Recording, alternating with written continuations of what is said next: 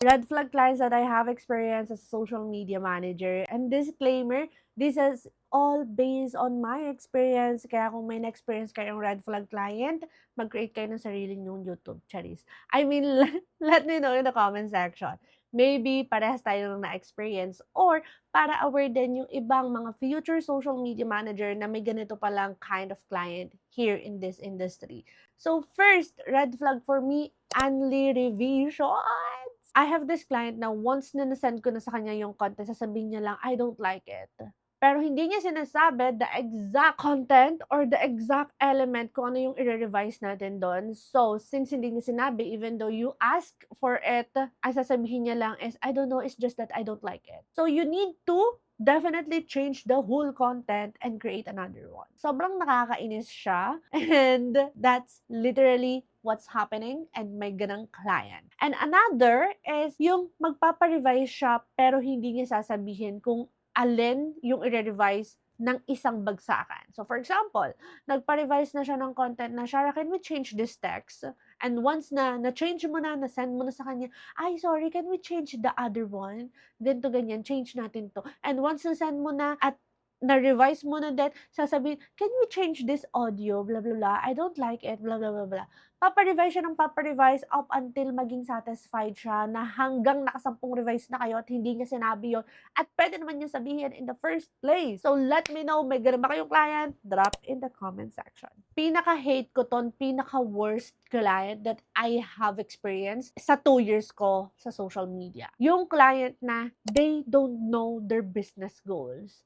Like, girl, I'm just a social media manager and managing sa social media nila and giving the brand awareness. Pero hindi nila alam ano ba talaga yung gusto nilang mangyari sa kanilang business. Ang gusto lang nila is sales. They don't have the purpose. At every month, nagbabago sila ng goal, nagbabago sila ng target audience. Then after working for them for the whole 1 year, and yes, natiis ko sila ng 1 year ha. For the whole 1 year, iba-iba sila ng target audience tapos hahanapan nila ako ng sales. Even though I am not responsible to give sales to your business because I am just a social media manager. So, go ahead and hire social media marketer kasi yan yung magbibigay sa'yo ng sales. Which is, ginawa naman nila actually. May marketer sila and nakikipag-work ako sa marketer. Nagwo-work kami.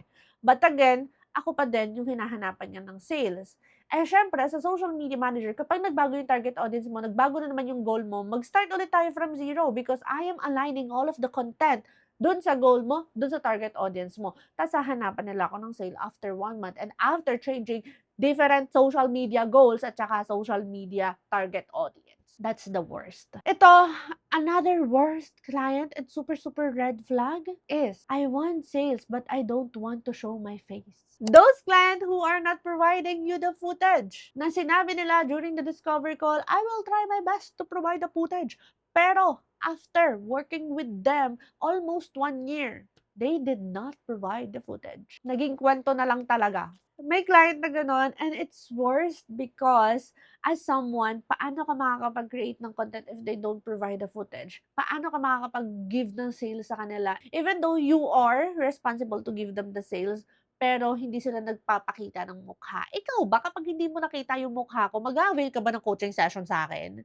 Kapag bang pinost ko lang dyan is mga stock footage, kapag mga Canva templates, mag-avail ka ba ng coaching sa akin? Di ba hindi? No one's gonna buy from your business if you are not showing your face. How they can trust you if you are not showing your face and who you are? That's why red flag. Okay, sana mga 1 to 2 months hindi siya magpakita, pero magbibigay pa din siya ng dapat ng content. Magbibigay siya kahit B-roll man lang. Kaso, magbibigay nga siya mga after siguro mga 9 months pa. Na-stress ka na. And fourth, red flag clients that I have experienced social media manager is making you do everything even though it is not your job.